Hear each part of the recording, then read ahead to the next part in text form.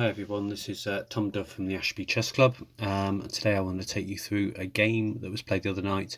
I was playing white against Jonah Willow, a FIDE master. Very, very strong player. And he absolutely demolished me in this game. And so this just proves that I don't just share games where I win. This is very, very instructive. It's another Benoni. So a lot of the basics about the Benoni can be found on my other video that I did the other week, called A Load of Old Benoni. In that game, Black started off with a plan and didn't really follow it through and got punished. In this game, Black started off with a plan, really did follow it through, and it was me that ended up getting absolutely dismantled.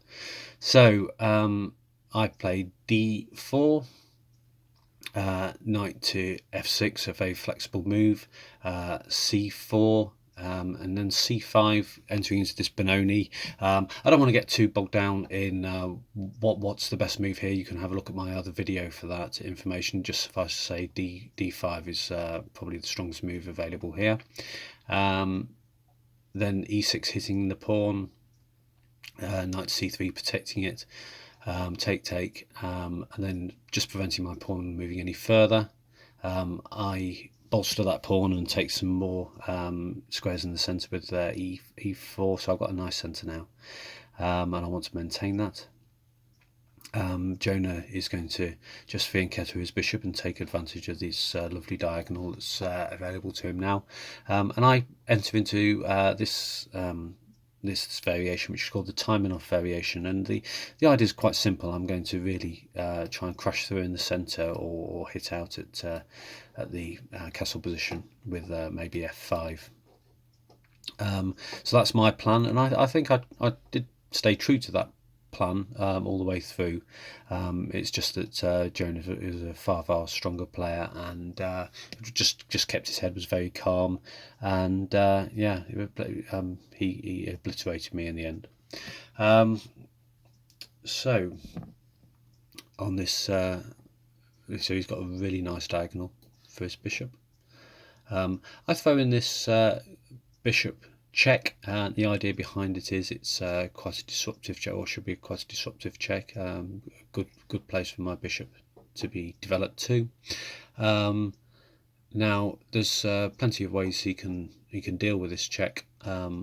Now theory suggests that this is the best move, and the reason why this is the best move is that this bishop here, this knight here, instead of defending against the check, is actually better off coming here and here.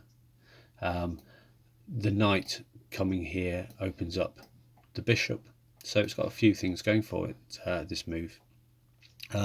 Other ways that he could have defended is with a bishop, in which case this type of position could easily arise, and as you can see, it's looking quite strong now for me. You can take this pawn, take back. Yeah, it's looking okay. I've got some good pressure on this square, so that's okay. The other way he could have done it is, instead of that, he could have gone with the other knight, in which case this kind of position, this is a bit hairy and a bit chaotic looking. Takes, now hitting out against this knight. The queen comes down here,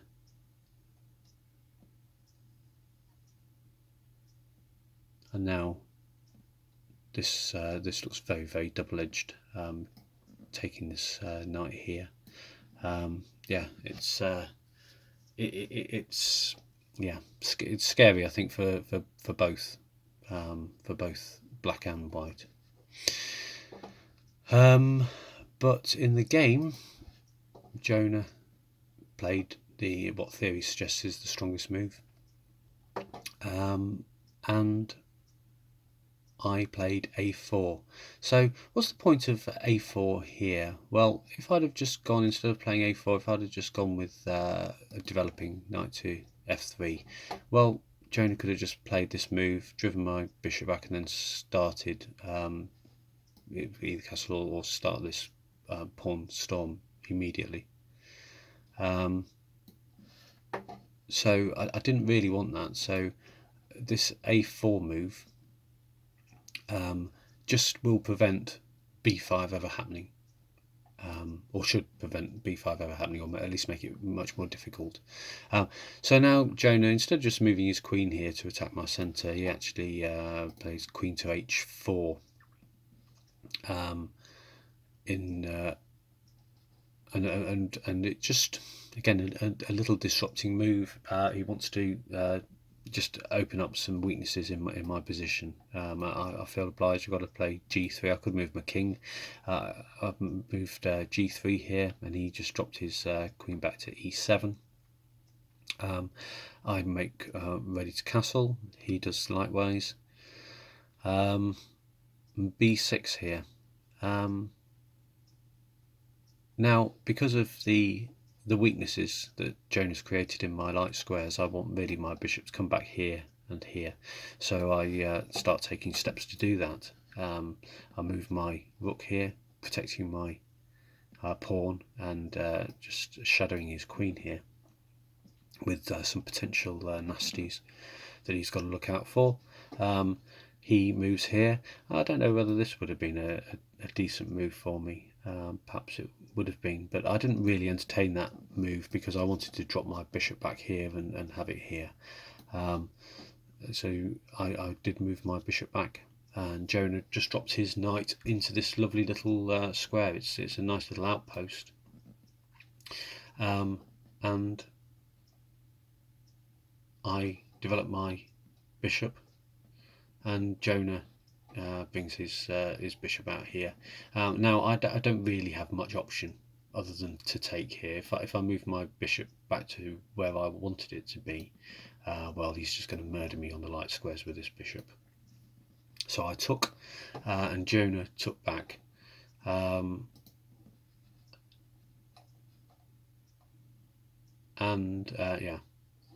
I don't think either of us have lost any tempo really. I mean, Jonah's moved his knight from here to here to here and back again, but I've moved my bishop from sort of here back to there and then taken. So I think it's probably about even for time taken on that little exchange. So I move my knight to d2. I'm heading for c4 where I can add some pressure into the centre, especially this backward pawn here. It was quite a common theme in the Benoni, and Jonah just dropped his knight back in here.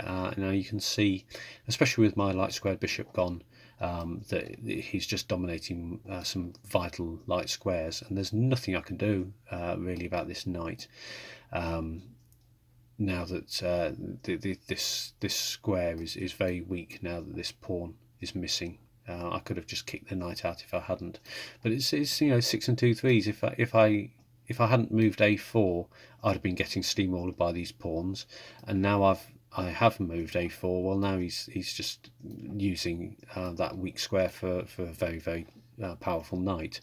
So it's whichever's the least bad option really for white. He's got to just grin and bear it. So I pushed ahead with my plan to add pressure to this d6 pawn, and Jonah played a6 with the idea of eventually pushing forward, and also stopping my knight getting into that square. Now I saw this queenside pawn storm starting to brew on there's some. I could see myself getting steamrolled by these pawns eventually. So I thought, okay, chess general principles say when your opponent starts playing on the wings, you should start playing in the centre. So I suppose I was guilty of just blindly following chess rules when I hit out with e5, and as Jonah rightly pointed out later, after the game, he said, if you're going to move pawns, especially such critical pawns as centre pawns, you've really got to analyse very, very deeply before you do it. And if I had analysed it, perhaps I wouldn't have played it so early as I did. I would have perhaps gone with something like I don't know, rook to b1, and then if he had moved with this idea, then Jonah pointed out that I've got this move here, and this is looking. Well, I could take, or I could perhaps go here. Yeah, it's looking far better for me than what actually happened in the game. So I hit out with e5. Now I could see that I was going to sacrifice a pawn here, but I really did hope for some piece activity, and the piece activity certainly happened, but it was all Jonah. Jonah's piece activity was quite astounding. So believe it or not, we're very close to the end of the game already here. He was just ruthless. So he took. I kicked away his queen. And he just dropped it onto a nice light square here. He took back, and here I've lost my pawn. I've got a passed pawn, but it doesn't really come to anything. Bishop to f4 just to try and add pressure to his queen, but Jonah just very calmly plays this move here, check. It's on a horrible square for me now. This bishop, I have to move my king. The queen just drops onto this square here, which is a very nice little move because now it lends support to the knight. It is already hammering me on the light squares, but now it's getting support from the queen. So I just block the queen's communication with the knight here. And Jonah just calmly adds more pressure to my position. I then attempt to just add support to my knight, but he just pins it with his queen. I have to get out of that pin really, because it's just crucifying me.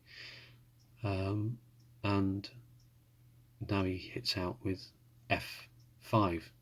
Now I have to be very, very careful here where I move my knight, so I can't move it to here because he'll just drop his queen in here, and that's going to be checkmate. So I have to drop my knight back, I think, just defending that square.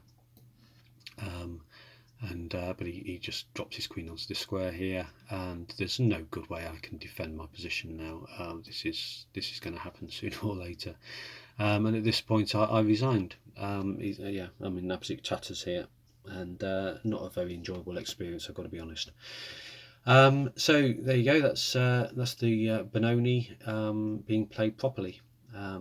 So I hope you enjoyed the game far more than I did, and I'll see you next time. Bye bye.